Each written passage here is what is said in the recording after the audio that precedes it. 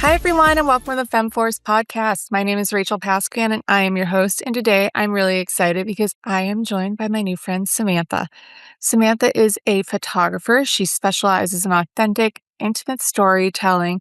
And, we're going to talk about following your passion, building a business. And she was also diagnosed later with ADHD. So, talking about how living with that and, adjusting and running a business with that and also just preserving life's moments because photography really is how we capture and how we keep all of these kind of things. So, Samantha, thank you so much for being here. I appreciate it. Of course, I'm so stoked to be here. So, tell us about your photography journey. How did you end up getting into this? I had no intention of getting into this. I was always the one just to, snap photos, just on trips of like flowers, the landscape. But my sister invited me to CatCon, in Pasadena, California, and I was like, I want a camera. I really just want a camera. I don't want to take my phone.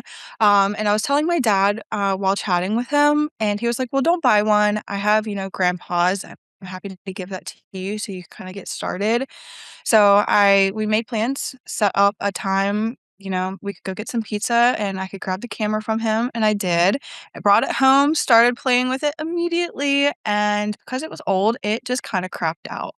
That happened. Like 3 days into having it. I'm like, "What the heck do I do?" So I just hopped on Marketplace, like a local, like, marketplace for, like, neighborhood, not just, like, all broad of Marketplace. I don't know how much I trust Marketplace with all the scams and stuff going on in the world, Understandable. but I was fortunate enough to have someone be like, "Yeah, I have a Nikon camera with, like, 3 lenses and $150." I was like, "That sounds fabulous." So I grabbed that, and that camera got me through, like, the first year of just learning, and then, I slowly started going from, like, landscapes and flowers and just random things and my cats to, going like, "Hey, like, I could take photos of people too," you know? So I feel like that just, like, is the gist of how I got started. I love that. Like, did you ever think, though, that this hobby would ever become a full time career? Not even a little bit. So I was kinda, like, honestly shocked after I went from just doing, like, landscapes to, like, switching slowly into model calls by a year about doing model calls and just learning how to photograph people, light situations, and stuff like that, that people started booking me. I was like, "What? What is this?" Like, people actually want me to To take their take the photos, so that was photography. just kind of amazing to have, happen. And so when you were like, "Hey, I can actually make this a business and actually start booking," what was the process to do that? Was it just by word of mouth? Were people just seeing your stuff on socials? It was a lot of the model calls and just a local Facebook page of people being like, "Hey, she does photos, friends, family," just, like, sharing, and, I feel like the model calls definitely helped build a little bit of, like, a rep for me in the little town that I was in, but yeah, I was shook by a year later that people were booking me for fall pictures, and I'm like, "Whoa." Yeah, but how exciting that, you were able to take this and really make it into a business. And I mean, for people that are I feel like a lot of people out there are always like, how do I take my hobby or how do I take my passion project and like actually make this into something sustainable and, create something where it's going to be long term and that kind of effect? What kind of advice would you give to someone who's like really wanting to dive in, but kind of afraid, but wants, to be able to monetize something they really truly love? I would just slowly, start doing what you want. Just do it every day, practice every day, if in, like, the beginning of photography, just make an Instagram, just show the world what you can create and continue to grow from there. It is a slow process, I do feel like, but I think it's a beautiful process and definitely a huge learning curve, so definitely take your time.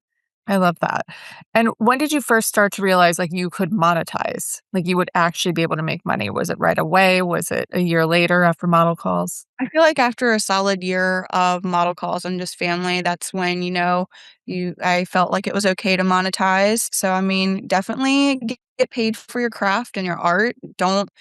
I don't feel like doing model calls for your entire life of whatever, art that you want to do, whether it's photography or something else.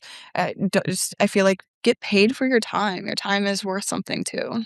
How do you end up choosing a price point? I feel like that's like definitely a hard subject for women because you're like, I don't want to ask too much. I don't want to, but you also don't want to undervalue yourself. Yeah, I would definitely say don't undervalue yourself. Make sure whatever you're charging is equal to like an hour 8.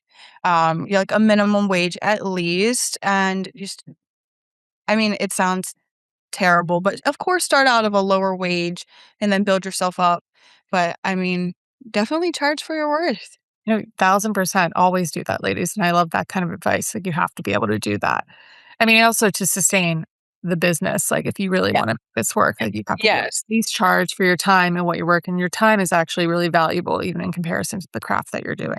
And everything else that goes into photography. Like, I know SD cards are wildly expensive now, they weren't as cheap when I started, so, like, at least, make enough to pay for your, like, supplies and, whether it's Lightroom or Photoshop and all of that, or you want a new lens, like, make sure you have enough of that income from that, so you can buy the fun things and have everything you need for your business. I love that. And so you decided to kind of go from the landscape and taking pictures of, things as you were traveling and things like that to more specializing in families, children, weddings, those really intimate, amazing moments where, you're full of emotion no matter what when you're taking your yearly family photos or a wedding or, engagements, things like that. So what drew you to, want to do those kind of intimate moments over traditional photography of landscape and things like that? I feel like overall, like, life isn't posed. Like, the interactions you have are, like, usually once in a life interactions. Your kids are only gonna be young ones. Like, I feel like just those, moments that will fade should be documented. Whereas a mountain, it's beautiful, it's gonna be there, and the flowers always come back, They may be a little different, but, the intimate moments between a kid and their mom and just stuff like that, I'm like, that's kinda where it clicked. I was like, "Wow," like, I was little once, my mom took photos of me, she would set up, like, almost like photo booth style with, like, a sheet in the background, like, they were really silly now that I look at them, but, like, at least I have those memories, Oh, to look. 1,000%. Yeah. No, and you want those kind of memories. Like, I feel like as a kid, I remember my grandparents being like, "Pose and sit here and sit there and sit there." And as a kid, I'm like, "I just wanna go play." That's super, super annoying, but looking back, I'm so grateful for all of those memories that I have, even the staged ones, but just, like, that timeline of me as a child in photographs. Yeah, I have some ridiculous photographs from when I was a child. Like, my mom took pictures of me and, like, one of my childhood best friends, we're still best friends now, swimming in, like, a pool, but it was one of those blue ones that you have to fill up for it to go up, and I mean, it was, like, halfway full because we hadn't filled it, and we were naked. Why? I don't know. So she took pictures of us, like, cheesing with goggles on with our booty cheeks, like Yeah, like, those are great memories that you're gonna have. we're sharp. And I love that, though. I love the cheesing. Cheesing is so important as it is. So when you're taking these photos and, you're working with clients, how do you make people feel comfortable in front of a camera? Because a lot of times, like, I have gotten really comfortable because I have to do branding shoots for Femme Force and things like that and, be on social and stuff. But for a lot of people, it's super intimidating and you don't always know how to pose or what your best angles are or, even smile or where to look or anything like that. So how do you work with clients that are a little more intimidated by the camera? I feel like going in, people that are looking more for, like, candid and documentary kind of know the I wouldn't say they know the process. I go in telling them, "This isn't like a performance," normal interactions, just tight hugs, hand like, holding hands, like, as much as you're wanting to do and as much as you're comfortable with. Um, I guide them when they need it, the fun little airplane, running around, those fun ones I'll throw in, but I don't really pose. I just give fun prompts, and I let them know that however they interpret that prompt is how Exactly. their photos are gonna look, because I don't want to affect the way the photos would look. Because if, I tell him to give a kiss on the forehead and he kisses her on the nose instead, like, that's what he wanted to do in the moment, and those are the fun photos. Oh, I love that though. How do you want clients to feel like after taking a photo? Like, what is the feeling that you hope that they have when they look back at these? I just want warm feelings to come back.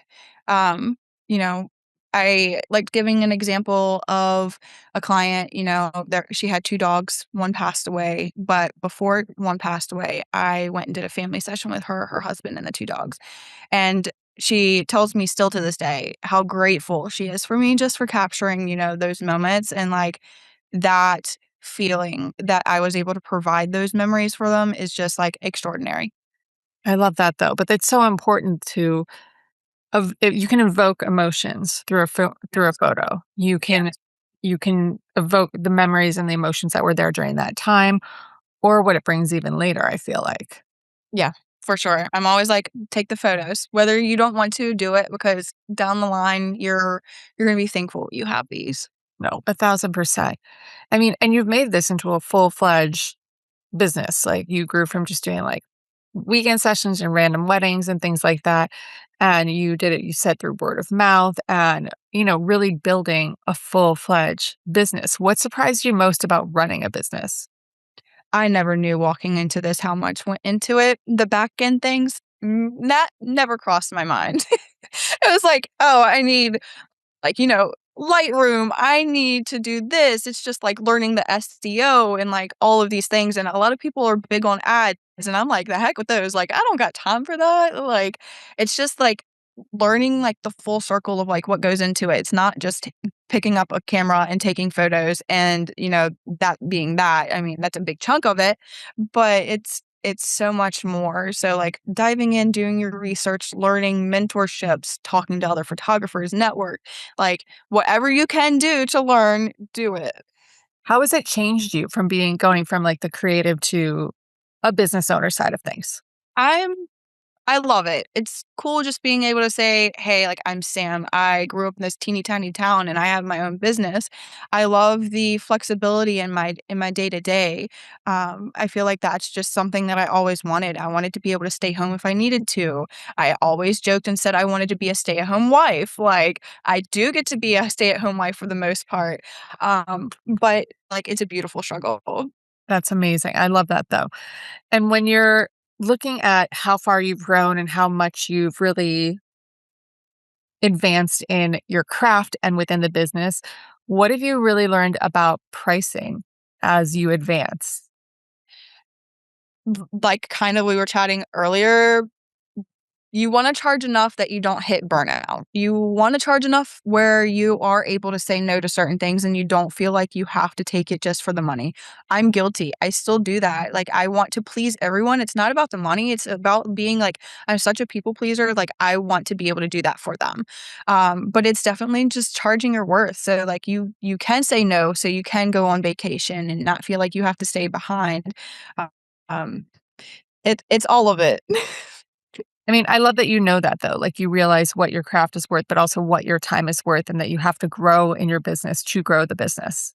Yes, for sure. Like today, like I still do model calls and it's not just for my like portfolio. It's literally just so I can have a full-fledged like creative session where I can do what I want and just build that creativity in there because I feel like I love my sessions. I love like my weddings, but like I feel like on a wedding day, you don't get to do the fun, funky, creative poses every time. Yeah. So it's just like fun to have that outlet. I love that. I mean, and switching a little here from the business side of things like that, you were diagnosed later with ADHD. And so, how has that influenced the creative process? It influences it in the best ways and the worst ways. Okay. It is one of the most difficult things I've had to deal with, I feel like, and the longer I'm in photography, I feel like it's harder.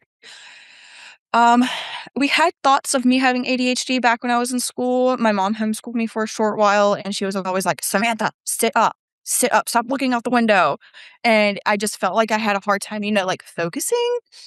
But I feel like going out on a session day, I'm perfectly fine. I feel like I can be a little bit of a here, there, everywhere. I feel like it's beneficial. That's when the creative inspo in my brain pops. But when it comes down to like a Monday when I'm at home and I have to edit a gallery, it's not my friend. Yeah. It is not my friend. I feel like it does not help me with the creative process at all. It makes it worse. I probably edit 20 times longer than most photographers because I call and edit every single photo. I want the love being poured in there, but like then just like the ADHD kicks in. It's like, oh, let me wander. Let me, go do some laundry. Like the dopamine search of like scrolling on the phone. Like if anybody has ADHD, like bless, man, bless. What tips do you have to to try to stay productive? I definitely feel like if you think you have ADHD, Definitely talk to a therapist, definitely talk to a psychiatrist, get that managed, and I feel like do not disturb is one of the best things you can smack on a phone, I love that. and mine syncs computer. I definitely recommend the apps that lock you out of your phone, like Opal. That app just truly pisses me off when I turn it on, but it does its job. It makes you play a game or, like, wait, like, an ad, like a 30-second ad, and I'm like, "I don't have time for this." So, of course, I just pop my phone back on. It's definitely a combination of everything. I don't have the right flow yet. I'm still every day working with Yeah. it. It's always, I mean, having this and being diagnosed with it is definitely something that's going to always be a day-to-day process, and you're gonna be learning new I mean, you learn this about yourself later in life, so you're gonna be learning about how to handle it later in life for sure. Yeah, absolutely. What do you wish people understood about people who are neurodivergent and entrepreneurship? That we aren't lazy, that things take longer. Sometimes we can hyper focus and get you a gallery instantly. Sometimes it may take up until whatever our contract says of the max time. That the hardest part isn't like the work itself. It's literally just like convincing your brain that we got to begin the work, we got to get it done, that we spend a lot of time and energy managing ourselves before we can even start creating. Yeah. No, 1,000%. I mean, I think it's amazing that you're living with this and doing it, but you're also thriving. You're growing the business. Like you still have these big aspirations. You've expanded the business. You've hired an editor, and you're working with associate photographers, which is amazing. And you're delegating things, and you're trying to create something that's going to be sustainable and long lasting. Yeah. When you were hiring people, because it's a creative process, and you like to capture moments or give people the prompts, as you were saying, to capture those kind of, amazing, intimate moments. Was it hard to let go of, like, the control over, like, maintaining the sessions that you would normally be at? Absolutely. But it's not just like I don't trust people. That's not the key. It's like the photography is so personal to me. Like I want every ounce of my heart poured into it. So the second that, I send off a raw like folder of images, it's like my editor's great. She is wonderful. She has saved my ass so many times. But it's like, how is she going to interpret that photo? Yeah. So it's just trusting that over time, of course, she's learned how I edit, what I look for, and stuff like that. But it's just trusting that she can help me out. It's trusting that an associate that goes and shoots a session like 2 hours away from me while I'm shooting a wedding, can capture the moments that I truly want. But it's also beautiful in a way because they may see something that I didn't. I just shot a wedding on 4th of July, and I am in the middle of training, like, 2 assistants, and if it weren't for her, like, I don't think my head would have been attached when I left. It was just an off day for my brain. She definitely, like, picked up little things as we go. And like for an example, even at that wedding, we did like the bride getting ready at her grandma's house, and the grandma was like, "Hey, go look at the bride. She's typing her vows and getting ready to print them." And it was like I was just there looking at her. It's like why didn't I take a photo of that? Why didn't I think of that? So it's just an overall like people see things different, and I feel like I just need to value that. Oh, no. I mean, that's a life lesson that comes with time, and I'm sure, like, a lot of patience too.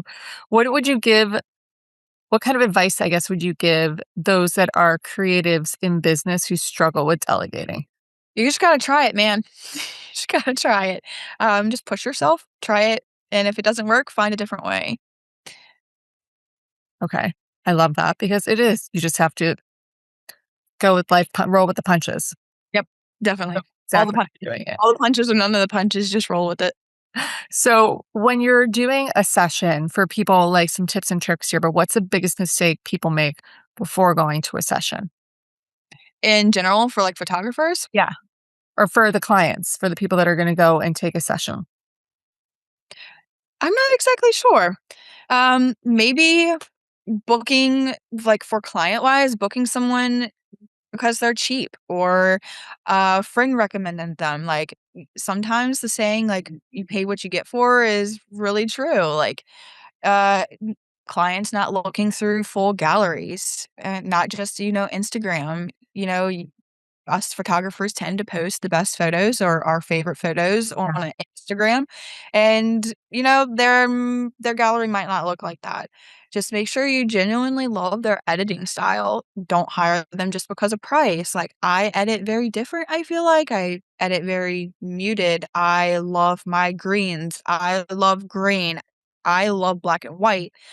So I would just recommend, make sure the gallery is cohesive to like your style that you're looking for. And first all, just talk to them first because personality matters. Like some people's personality suck. So not saying everyone's does, but you want to make sure that your energy is just a match. I love that. And for those that are wanting to, maybe not just do it as a business, but take up photography even just as a hobby, if you would, what advice would you give to somebody just starting out? For photographers, just keep shooting. Learn lighting situations. Go inside where it's really dark. Pop on a flash. Really work on your flash settings. Don't compare yourself to everyone else's because if you're new and you're comparing yourself to someone that has 100,000 followers on Instagram, your work's not going to look like theirs. You're going to disappoint yourself. Use it as inspiration, but don't drain yourself for it. And like every photographer you admire, just know they started exactly where you are. So everyone has a starting point. So just just practice and just know that you're your own person. I love that though. But I mean, that's how you're getting the clients too. It's through your network and word of mouth and spreading it that way instead of ads, as you were talking about before, For sure. For which sure. is amazing. Like you have to really be honed not only in your skill, but as a person, because people have to be like, she was a pleasure to work with, or this was great. And like you said, they have to like your editing style and things like that. So it's really all about, about your network as you're trying to expand your business. Absolutely. Network is definitely key. I love that. And so, what is the most meaningful session you've ever photographed? I would say I have 2, and but they're like the both of the same thing. They're breastfeeding sessions, like a motherhood session. Just from one of them, like overall, both of them, the vulnerability to go out in public and breastfeed your child because some people don't get down with that. Yeah. But it's an intimate moment. There's a bond. It's only going to happen between you and your child once for however the duration is that you allow them to breastfeed. Like I don't know, the bond is just like, I don't know, it makes me all sappy inside. So are those 2 are it. That's beautiful that I wouldn't have even thought, like, to think about it that way or to think of, Yeah, like, that as, like, the memorable thing, but you're right, it only happens for a very certain amount of time and, with your own child, so that has to be a very, very emotional, like, intimate moment that you're capturing. for sure. I love it. I love that. So, as we're wrapping up here, I like to ask all my guests just a final question, but if you could give one Yeah. piece of advice to your 16-year-old self, what would that be? Boy, and my 16-year-old self would not even know where I am today. I think overall, I would just be proud of myself just to be unique, be yourself, be you like the individual you are. Follow your dreams. That's pretty much it. Like, at 16, I didn't know what I wanted to do. I probably didn't know what I wanted to do up until about 2, 3 years into, like, photography where I'm like, "I could get down with this." Like, I skipped college because I didn't wanna go pay for something that I didn't, Is that a bad choice? use. Yeah. But but yeah, like, 16-year-old self, I think, would be proud, and I think I'm okay with that. I love that though. That's amazing that you can look back and literally know, like, she would be really proud of where you are. Look at the woman that you never dreamed you were gonna become. Yeah, That's really, for really sure. special. So tell everybody where they can find you, where they can find you on Instagram, where they can book you for sessions. Sure. I feel like across the board, it's all Samantha Campbell Imagery, SamanthaCampbellImagery.com, Facebook, all of that. I do have one, it's Samantha Campbell Imagery Films, where I post just my 35 millimeter films that I snap and stuff like that. But Pinterest, this is the same as well. It's all just my first and last name with imagery at the end. I love that though. Hey, branding. That's what it's all Yeah. about. Right. Right. Simple for branding correctly across the board. Okay. Thank you so much for being here, Samantha. Everyone, go out, grab a camera, capture your moments, be in the moment, but make sure you're capturing them as well. All right. And we'll talk to everyone next week. Bye.